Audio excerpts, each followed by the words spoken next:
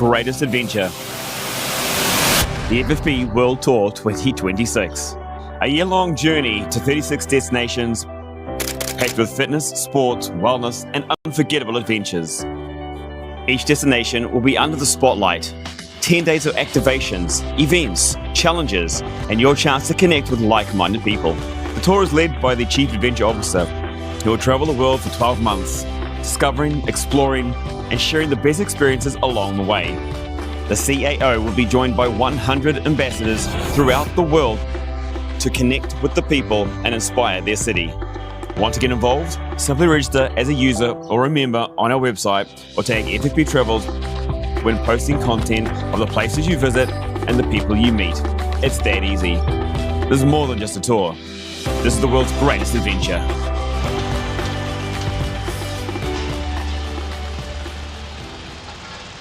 Get ready. All right, guys. Hi, good morning. Welcome along to the FFP live show where we talk everything about sports, fitness, and wellness. Hope you're all good. Hope you're all well. Today we're coming from actually the scene of the ILT20. Yesterday was the final of the competition. It ran from December the 2nd until last night. The final was on. We're going to talk about that one very shortly. We're going to talk about the World Summit, the World Sports Summit that happened last week before the end of the year. And Happy New Year to everybody, because yeah, it is absolutely a new year and there's things we need to catch up on and things we are looking forward to in 2026. So if you are new to the show, we're going to establish a UAE sports and fitness show talking about sports and fitness, wellness around the UAE, what's happening in events, what's happening in fitness, latest trends, wellness, what's the latest products, themes, you know, everything health and fitness, just how to be active. Our main thing is how to be active. So if you have any comments, questions especially, put them in the comment section, let us know, and let's get into that side of things, because that's what this is all about, helping you be and stay active. So get involved with it. So let's first of all talk about the ILT20 yesterday.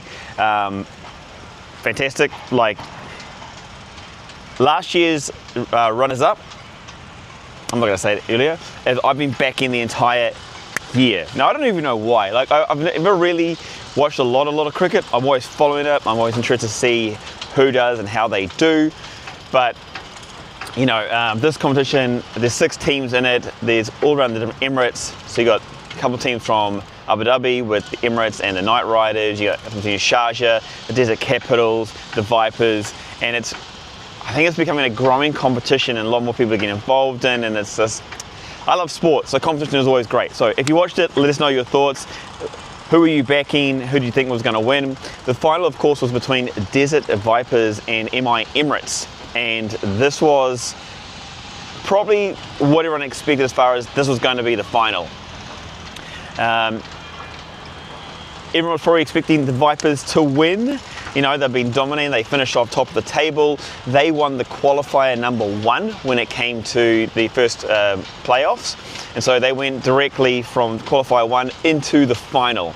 Emirates, they had to go through, because they lost that game, they had to go through a second qualifier where they played the winner of an eliminator. All right, and that became the second eliminator, and they had to make it through the final. So they'd play a couple of extra games just to get to the final. Anyway, they got there. So Desert Vipers versus the Emirates happened last night here at Dubai International Cricket Stadium, and that's why I'm here, because that's the big news of the day. And it was the match itself. So Emirates, they have been chasing. They've enjoyed the chase the entire season.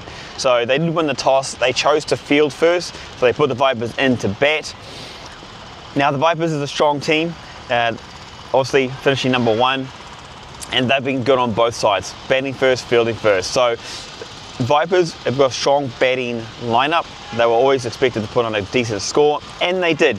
182 for the loss of 4 over their 20 overs.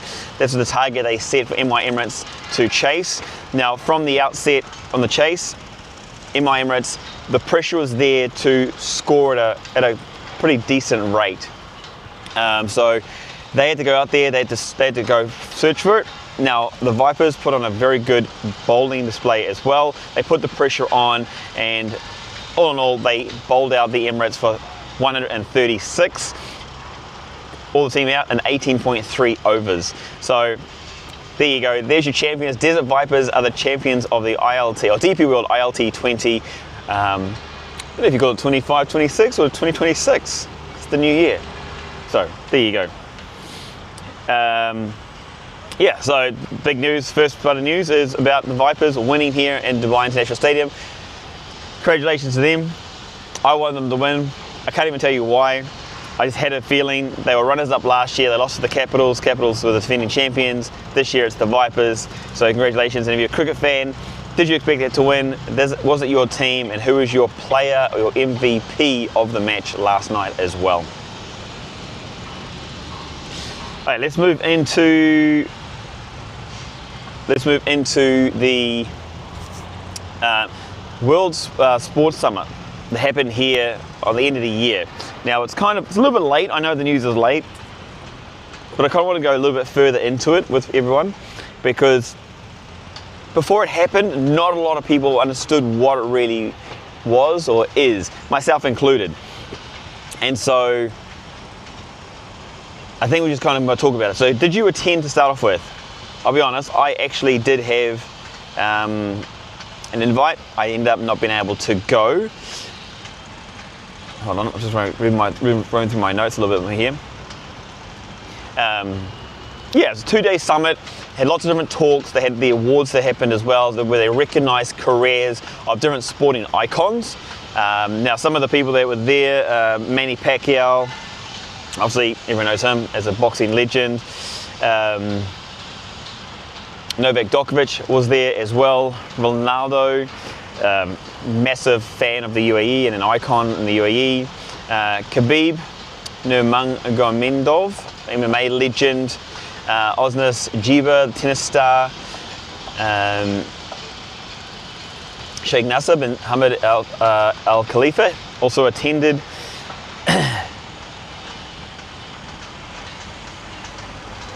And basically, sorry, I'm going through my notes, I'm trying to remember.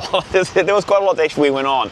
And the whole summit itself is to give people a voice to talk about what happened during their careers, for people to connect, for people to understand about sports and where it's kind of going in the future, like how things have changed from where it was to where it is.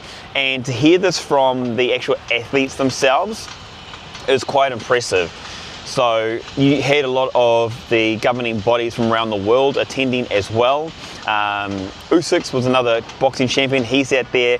He was just talking about, like, he's quite a humble guy.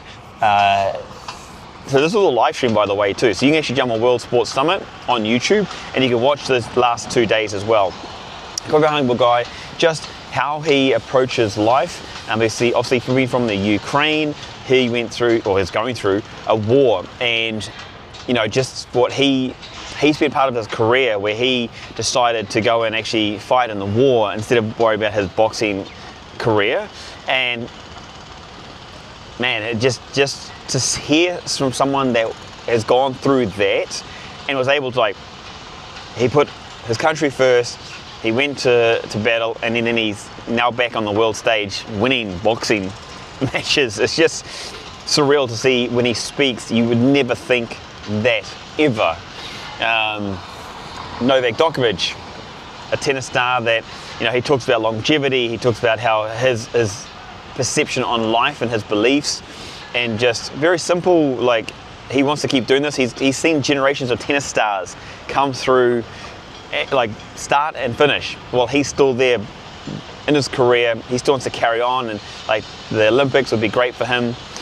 But you know, it's not about necessarily the accolades, it's being able to play the sport for as long as you can. He loves hitting the ball, and that's what it was about. And I think one of the biggest things was from a lot of the sportsmen was that they all talked about how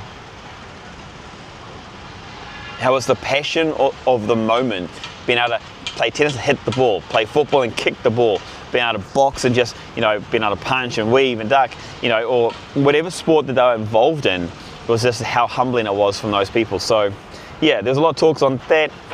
There's also a lot of speeches about kind of the direction with, like, to support sports. Here in the UAE, it's definitely becoming, the Middle East especially, becoming a hub of sporting events.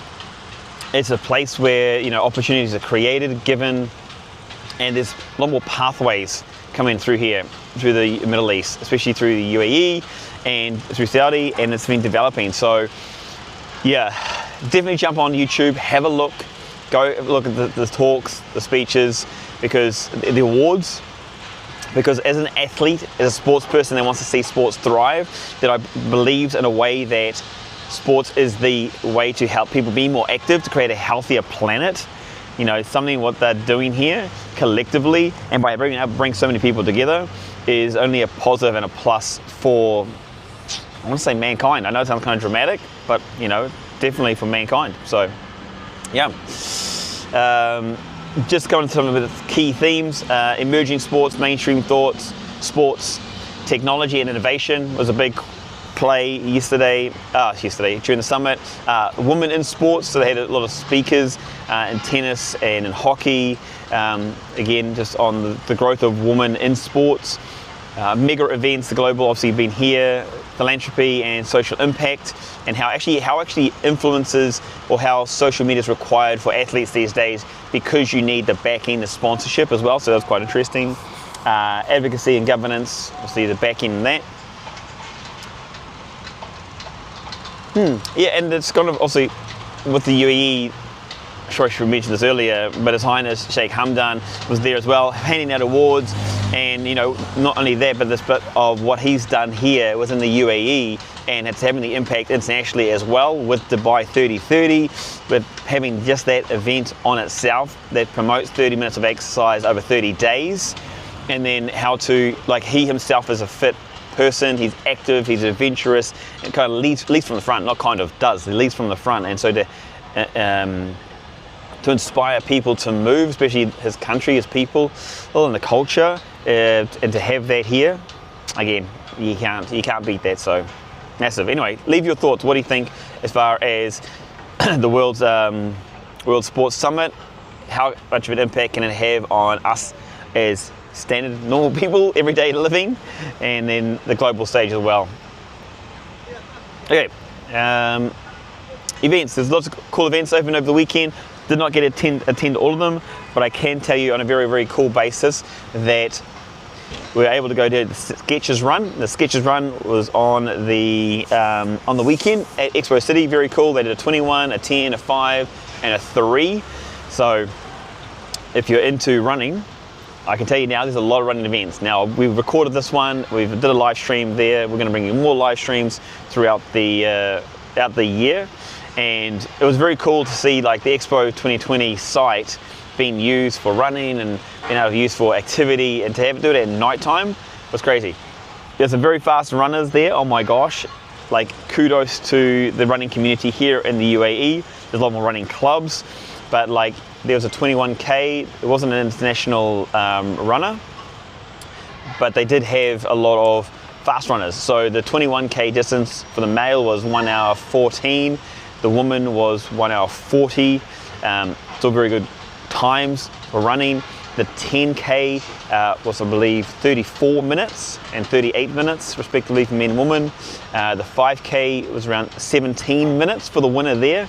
17 and 21 minutes. These are blistering times, very fast. I mean, not elite, but you know, for a general population, these are very quick times. And so it's just amazing to see that people are just getting more active, more fit, and there's opportunities for people to run here within the region.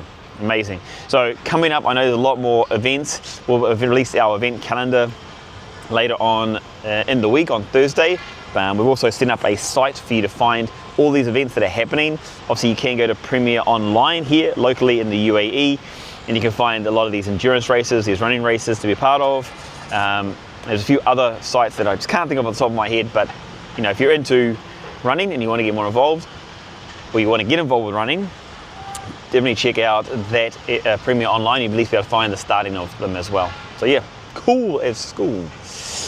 What else happened? Oh, the build-up ride. So that's kind of an unfortunate one, but a great call by the organisers of the Spinney's 92 Cycle Challenge. So they had their 4th build-up ride, which is obviously part of a seeding for the ride that's happening in February. Now, because of the fog here in the UAE, that did get cancelled. So safety came first, pretty crazy. Unfortunately, you don't have any visual images of it, but the fog was so thick you couldn't actually see the group in front of you. You could hardly see the rocks on the ground below. So that was a decision was taken to cancel the 4th ride of that build-up, and so that was a cool safety thing from that happened on the weekend with the cycling that was taking place. And what else happened on the weekend? Oh, and at Ajman, they had the Ajman Duathlon. Not sure on the results on that one, unfortunately, but we'll get better at bringing you the results of what happens at all these events. Coming up, actually, this weekend, we've got lots of things going on as well. I'm going to jump into that, talk about that one. Okay, so the Hood to Coast, that's probably one of the bigger events that's happening. It's government-backed, and it's a 100-kilometre relay run. And what it means is basically every 5 to 7 kilometers, a new runner will take over, and your team of 4 to 5 runners will complete the 100-kilometer distance. And that's happening out at Marmoom this weekend. It's one of the many events taking place this weekend, but this one is really cool. It's a team event out on the sand, covering a 100-kilometer distance as a whole. So we're going to try to bring as much footage of that as we can to keep you engaged with what's happening. It is a long race. You expect a lot of teams to be over the 10-hour mark. There'll be some teams that are faster than 10 hours, but the majority of the teams will probably be over 10 hours, I think. I'm guessing. I'm not saying it will be, but at my guess it would be like that as well. So that'll be interesting to see. So the Hood to Coast happening this weekend. We got the Ajman Ajman's got another event on.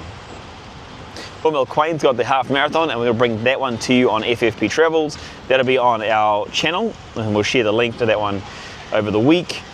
Again, bringing you race action. This one is actually very exciting for us because we actually bring you in the race. So the men's and the women's leader, we're going to follow the race, have commentary on the race, and this is our next step to be able to bring you more sports within the UAE as well. So if you're a runner, if you're interested in that one, check out that one, the Quain half marathon. The Kappa X Schumart run, that's taking place. It's a mass participation running event. The Aqua Bike race, it's a multi-sports race. That one's taking place. And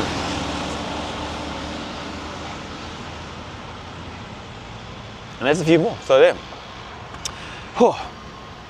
Monday reviews and wrap-ups. That's what it's all about. Okay, so bit of a short one today. Had to basically just try and pack this one in, but throughout the week we're going to bring more discussions. Actually tomorrow, Wednesday, Thursday, we're bringing on guests to talk about fitness issues and problems. So if you have any trends, issues, questions that you would like us to talk about or bring experts on to talk about for and with, let us know. Check them in the comments section, whether it be here on YouTube or any other social media platforms, and let us know what you'd also like to see as part of the show. Networking, jobs, talks, workshops, information as we develop and build the show through 2026. Otherwise, thank you guys for your time. Thank you guys for being part of FFP. Keep active, stay connected, and we'll see you in the next show. Every clock, 8 o'clock, Mondays. Monday, Tuesday, Wednesday, Thursday, Friday. Weekdays is what I want to say.